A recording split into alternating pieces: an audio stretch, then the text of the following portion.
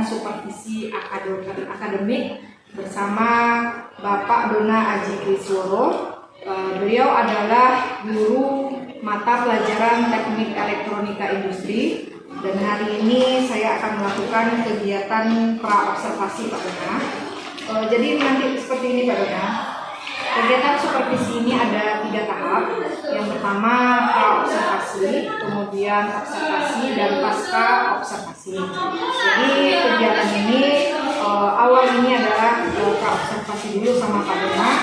Di sini saya ingin nanti berbincang-bincang sedikit masalah persiapan Pak Dona nanti ketika akan melaksanakan observasi berikutnya.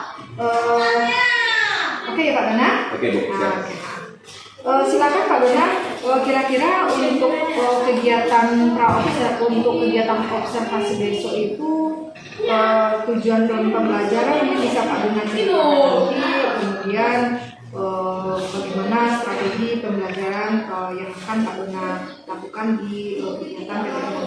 Silakan Pak Dona. Oke, terima kasih Bu Linda. Ya. Untuk kegiatan pembelajaran yang akan saya lakukan itu nanti di kelas 11 Teknik Elektronika Industri, itu di mata pelajaran pemrograman sistem Embed. Saya sudah merancang 3 tujuan pembelajaran Bu. Yang pertama itu ada peserta didik mampu merancang sistem minimum mikrokontroler Atmega. Yang kedua, peserta didik mampu merancang sistem minimum Arduino. Dan yang selanjutnya itu ada peserta didik mampu menggambarkan sistem minimum Node MCU. Itu untuk tujuan pembelajarannya. Jadi ada kisaran 3 tujuan pembelajaran untuk pertemuan itu ya Pak Dona. Iya. Jadi dari tujuan pembelajaran yang sudah Pak Dona rancang, kemudian area pengembangan apa tujuan pembelajaran Pak Dona ini ke arah mana? Oh ya, untuk area pengembangannya nanti kita bagi menjadi 2 area. Yang pertama di pengetahuan, yang kedua itu ada di keterampilan.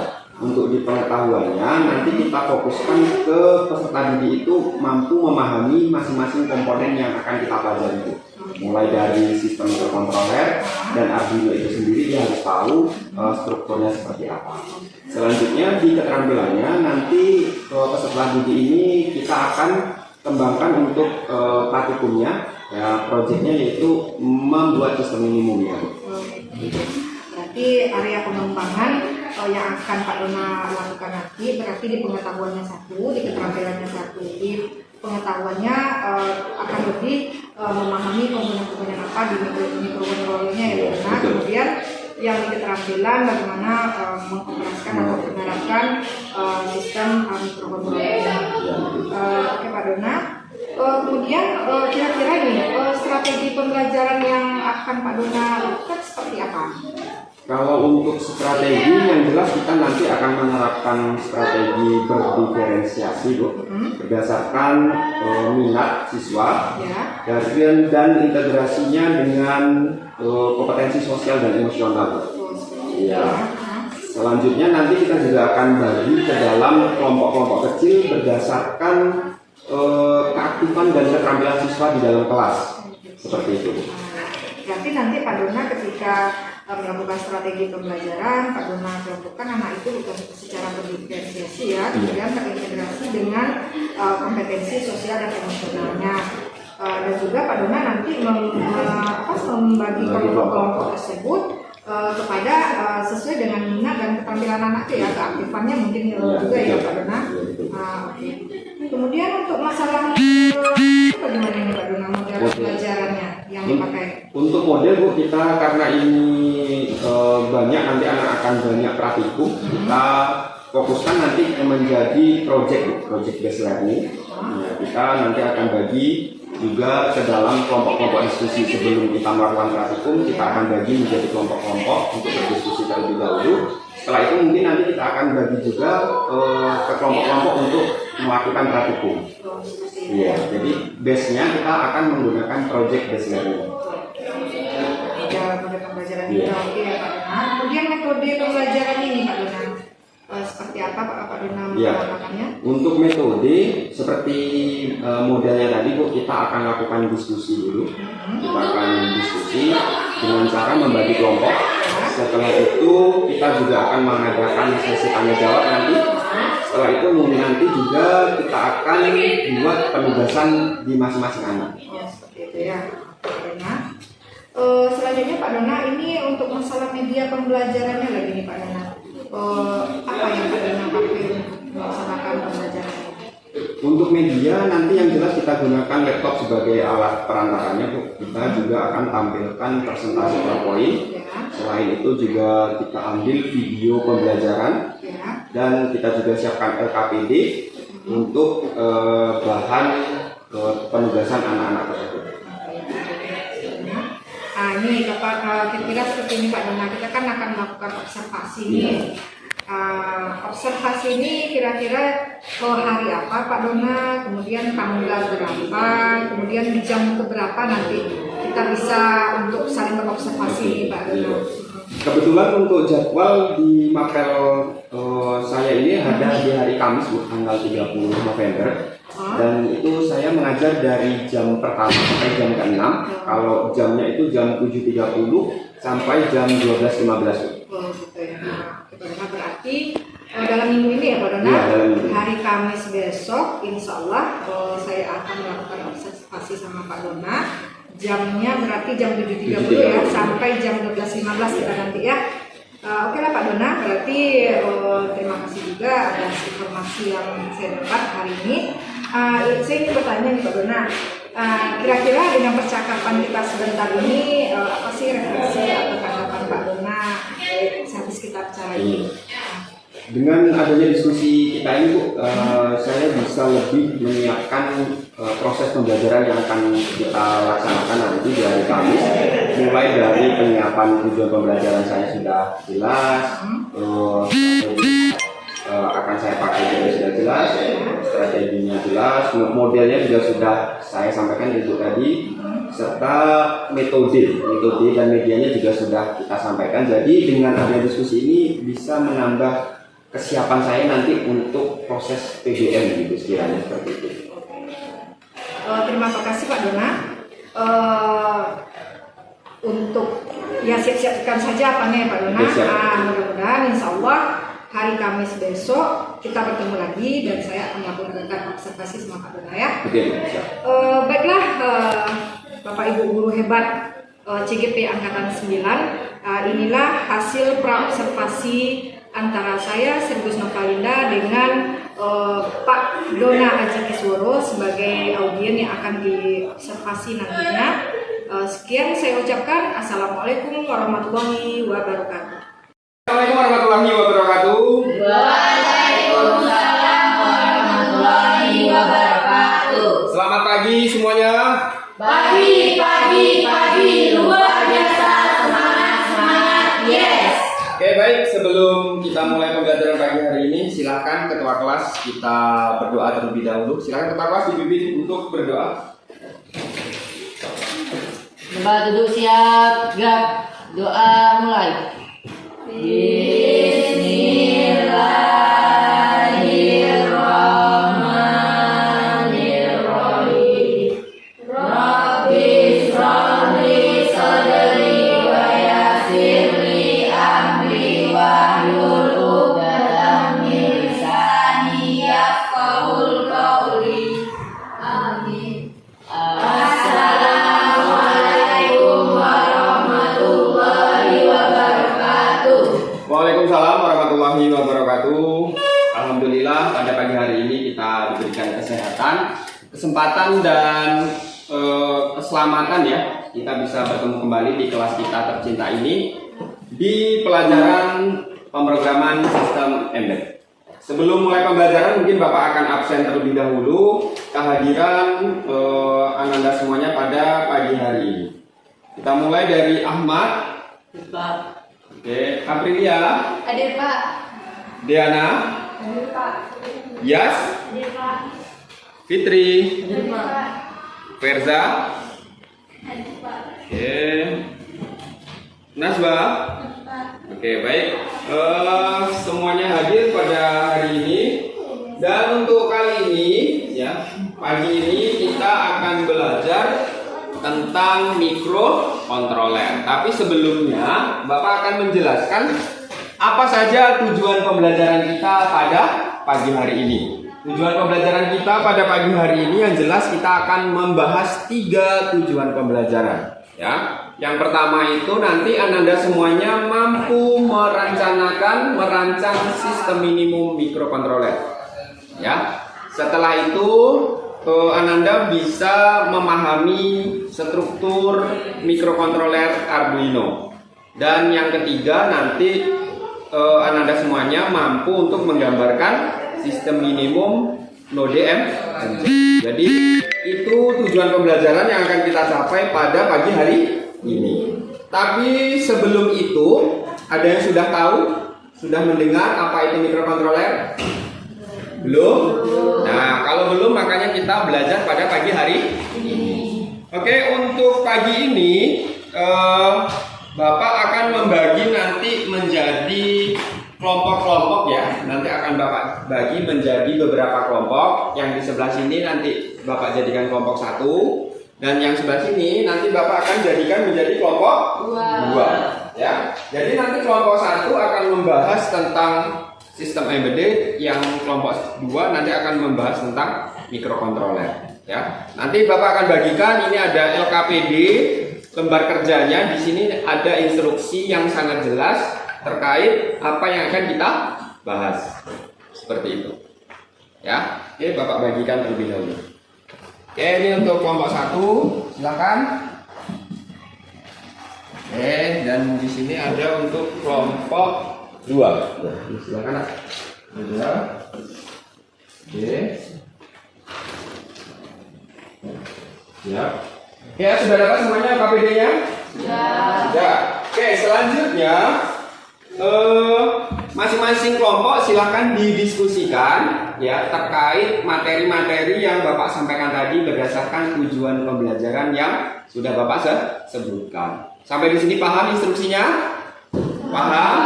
Paham ya. Alhamdulillah kalau paham. Di LKPD itu juga sudah Bapak jelaskan runtutan kegiatan yang akan kita laksanakan pada pagi hari ini. Ada yang mau ditanyakan sampai di sini terkait diskusi kelompok kita? Tidak. Oke, langsung saja masing-masing kelompok bisa mendiskusikan topik-topik yang sudah Bapak bagikan sesuai LKPD di masing-masing kelompok.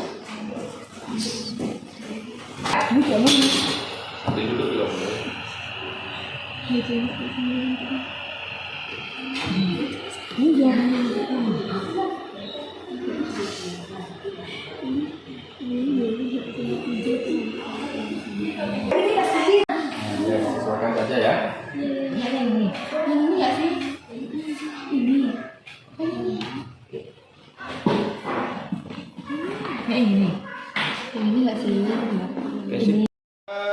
Waktu diskusi sudah berakhir. Bagaimana masing-masing kelompok sudah selesai? Sudah.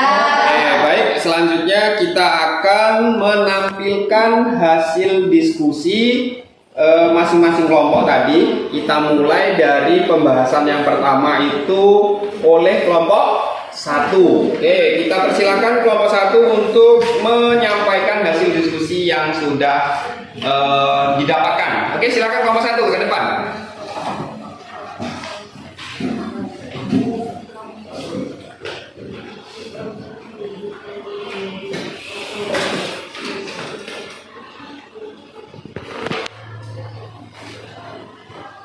Oke, silakan kelompok 1 untuk membacakan hasil diskusinya. Oke, silakan. Baiklah, kami dari kelompok 1 akan membacakan hasil diskusi kami tentang arsitektur sistem embedded. Secara umum, pengertian sistem embedded adalah sistem komputasi, tetapi sistem embedded bervariasi dari tidak memiliki antarmuka pengguna UI misalnya, pada perangkat di mana sistem dirancang untuk melakukan tugas tunggal, hingga antarmuka pengguna grafis GUI yang kompleks seperti di perangkat seluler. Antarmuka pengguna dapat mencakup tombol, LED, sensor layar sentuh, dan lainnya. Oke, itu tadi dari kelompok 1 ya, sudah membahas tentang sistem embedded. Ya, selanjutnya mungkin kita buka saja sesi diskusi ya kelompok 1 ya. Oke, langsung saja untuk kelompok 2 bisa memberikan pertanyaan terkait kelompok 1 mungkin. Saya Pak. Assalamualaikum warahmatullahi wabarakatuh. Assalamualaikum warahmatullahi wabarakatuh. Saya dari kelompok 2 ingin bertanya, apa saja komponen dari sistem embedded? Oke, pertanyaan dari kelompok 2 cukup bagus banget ya tentang sistem embedded itu apa saja komponennya. Mungkin langsung saja dari kelompok 1 ya, bisa menjawab pertanyaan dari kelompok 2. Oke, silakan kelompok 1. Baiklah, saya dari perwakilan kelompok 1 akan menjawab pertanyaan kelompok 2. Beberapa sistem embedded memiliki 3 komponen yang terdiri dari yang pertama hardware, kedua software dan firmware, yang ketiga sistem operasi waktu nyata atau real time operating system (RTOS) yang mengawasi perangkat lunak aplikasi dan menyediakan mekanisme untuk membiarkan prosesor menjalankan proses sesuai perjadwalan dengan mengikuti rencana untuk mengontrol latensi. RTOS mendefinisikan cara sistem bekerja. RTOS menetapkan aturan selama pelaksanaan program aplikasi. Sistem embedded skala sekecil mungkin tidak memiliki RTOS. Oke, cukup kelompok 1? Oke, luar biasa sekali penampilan dari kelompok 1 dan pertanyaan dari kelompok 2 yang cukup bagus menghiasi diskusi kita pada pagi hari ini cukup komunikatif ya. Oke, terima kasih kepada kelompok 1 sudah menyampaikan hasil diskusinya. Kita persilakan untuk kembali ke tempat duduknya. Oke, terima kasih kelompok 1. Selanjutnya mungkin kita berikan waktu untuk kelompok 2 ya. Siap kelompok 2? Siap. Oke, untuk kelompok 2 kita persilakan untuk menyampaikan hasil diskusinya. Silakan kelompok 2.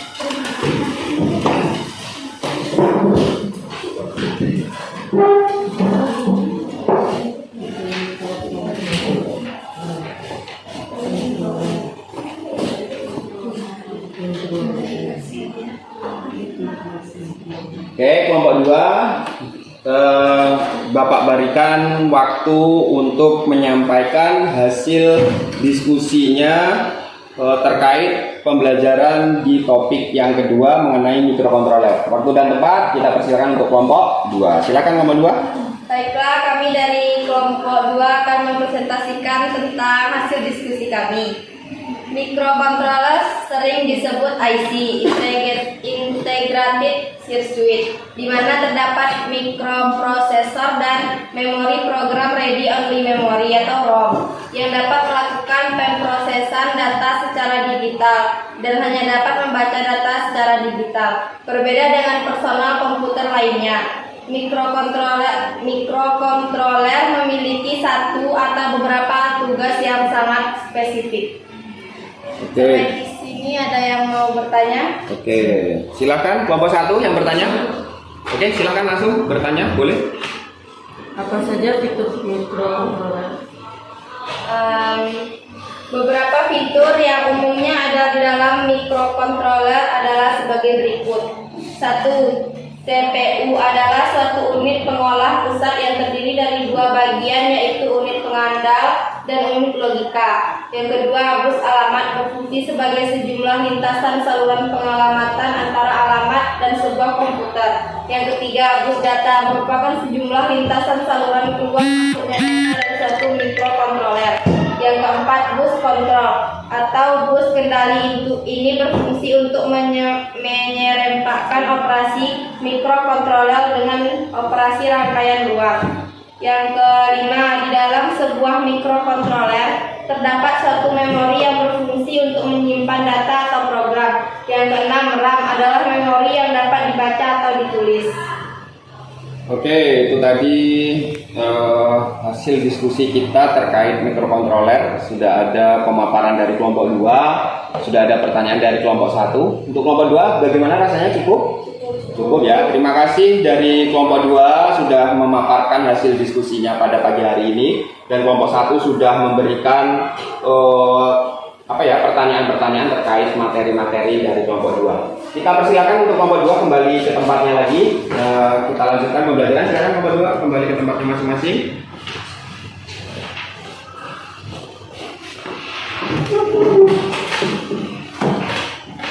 Oke, baik.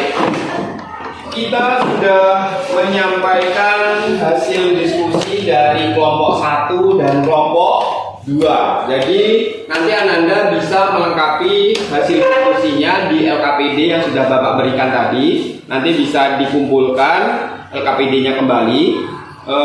Selain itu kita juga akan setelah ini nanti kita akan kembali pembelajaran berikutnya, kita akan membahas tentang praktikumnya. Tetapi sebelum itu, dari hasil diskusi tadi antara kelompok 1 dan kelompok 2, ada yang bisa memberikan refleksi kesimpulannya.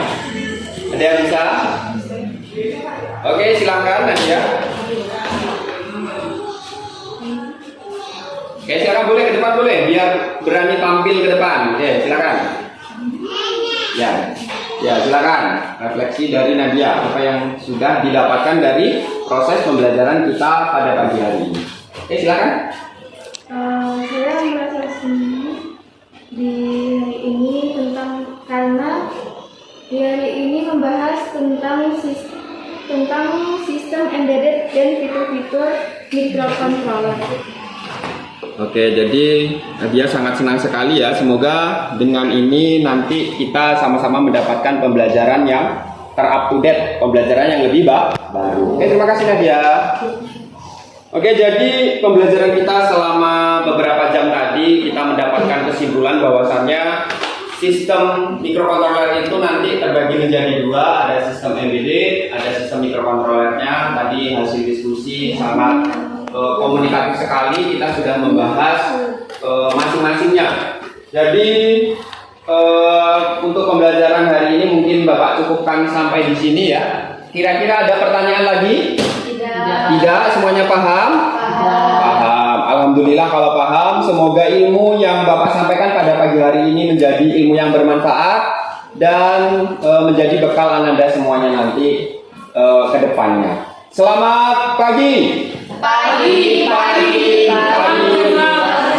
Semangat.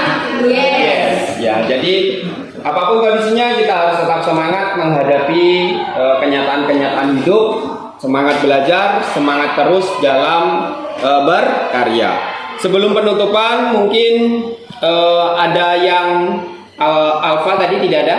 Tidak ada ya. Oke, mungkin itu saja pertemuan kita pada pagi hari ini. Bapak cukupkan sampai di sini. Terima kasih banyak sudah hadir di jam pelajaran Bapak. Bapak doakan semoga sehat selalu. Bapak. Assalamualaikum warahmatullahi wabarakatuh. Waalaikumsalam warahmatullahi wabarakatuh. Perkenalkan, nama saya Sri Gusnovalinda. Saya CGP Angkatan 9 SMK Negeri 1 Sungai Rumbai, Kabupaten Darmasraya. Hari ini saya bersama Pak Dona Aji Kisworo. Beliau adalah guru mata pelajaran Teknik Elektronika Industri. Yang mana hari ini saya akan melakukan bincang-bincang tentang observasi yang telah beliau lakukan hari kemarin. Dan hari ini adalah kegiatan bincang pasca observasinya, seperti itu. Siap ya Pak Dona? Oke, siap Bu. Oke Pak Dona. Jadi kita ketahui ya bahwasanya kegiatan supervisi akademik itu ada 3 kegiatan. Yang pertama pra observasi, yang kedua observasi, dan yang ketiga pasca observasi. Yang mana beberapa hari yang lalu kita sudah menjalankan kegiatan pra observasi. Kemudian yang hari kemarin kita sudah melakukan observasi ya Pak Dona. Ya, betul. Alhamdulillah hari ini disebut dengan kegiatan pasca observasi. Baiklah, bahwasanya supervisi akademik ini fungsinya adalah melakukan evaluasi sejauh mana observasi yang telah dilakukan selama kegiatan pembelajaran yang kemarin ya Pak Dona. Ya, betul. Oke. Ini saya mau tanya nih sama Pak Dona, bagaimana sih perasaan Pak Dona ketika saya melakukan observasi yang hari kemarin di dalam pembelajarannya Pak Dona? Iya. Ya, silakan Pak Dona. Ya baik Bu Linda, untuk perasaan saya kemarin itu sedikit tegang dan ada groginya Bu. karena tidak seperti biasanya ini mengajar didampingi oleh ibu langsung ya sebagai observator, jadi rasanya agak grogi sedikit seperti itu Bu.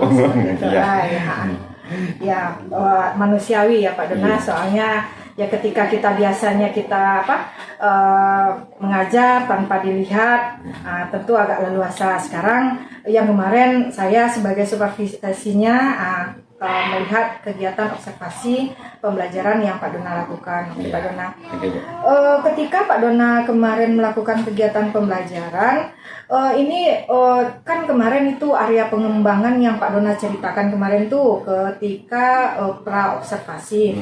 Bisa sedikit ceritakan Pak Dona bagaimana area pengembangan pembelajaran Pak Dona itu?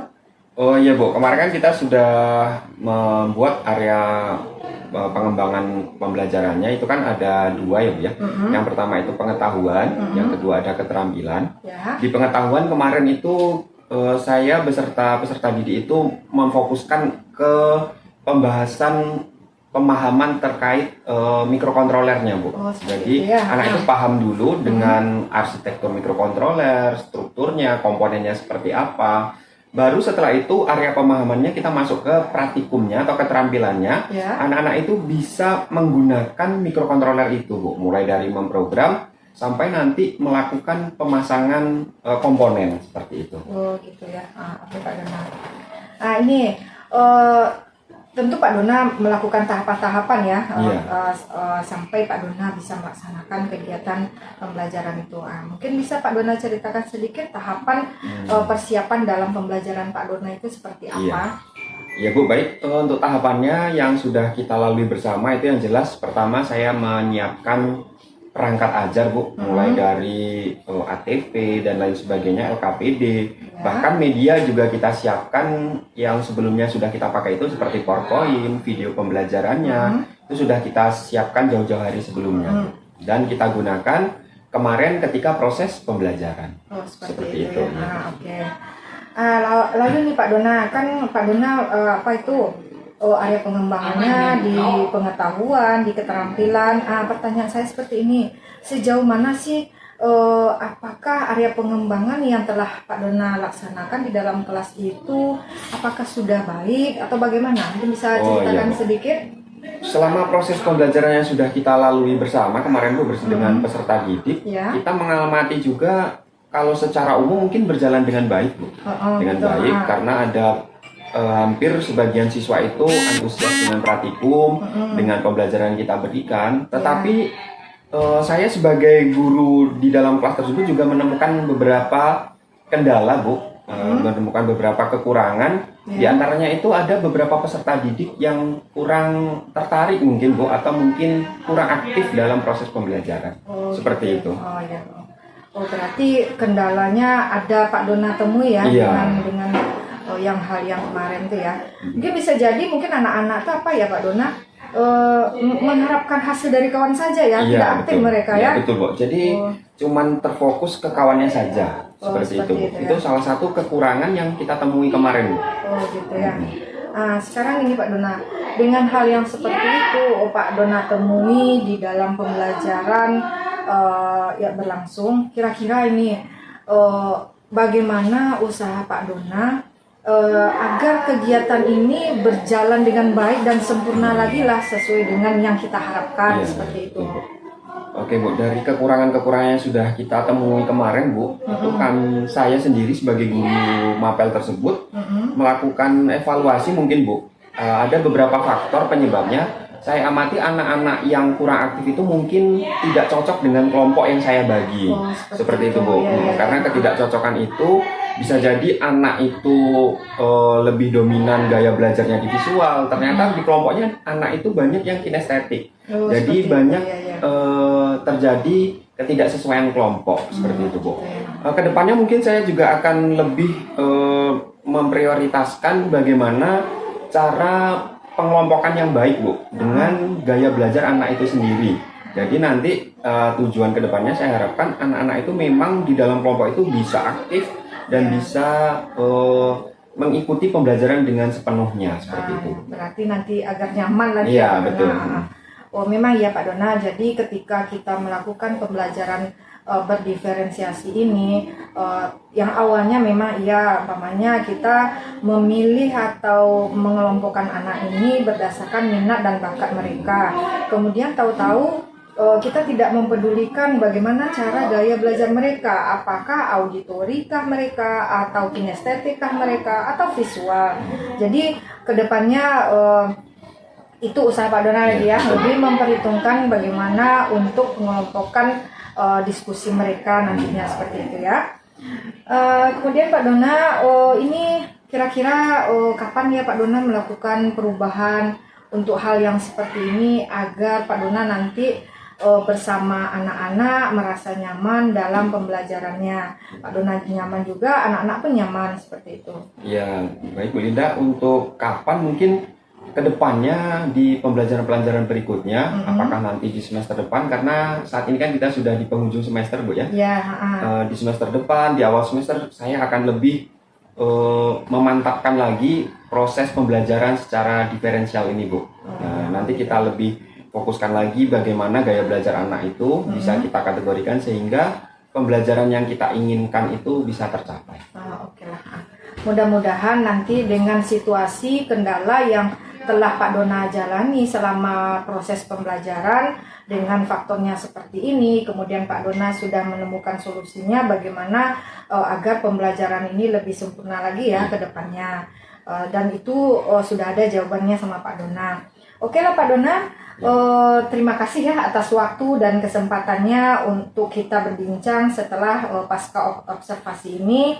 Baiklah Bapak Ibu hebat semuanya, demikian bincang saya bersama guru mata pelajaran Teknik Elektronika Industri, yaitu Bapak Dona Aji Kisworo, tentang supervisi akademik mulai dari pra-observasi, kemudian observasinya, dan pasca observasi. Demikian dari kami. Assalamualaikum warahmatullahi wabarakatuh.